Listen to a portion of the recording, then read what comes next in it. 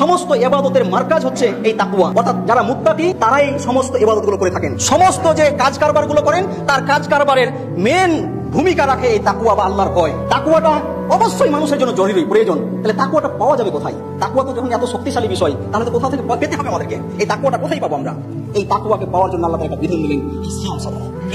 ইয়া আইয়ুহাল্লাযীনা আমানু কুতিবা আলাইকুমুস সিয়াম, হে মুমিনেরা যারা আল্লাহর প্রতি বিশ্বাস স্থাপন করেছো, তোমাদের প্রতি লিখে দেওয়া হয়েছে, ফরজ করা হয়েছে, আবশ্যকীয় করা হয়েছে এই মাহে রমজানের রোজাকে। এবং তোমাদের পূর্বে ওই রোজাকে ফরজ করা হয়েছিল কেন?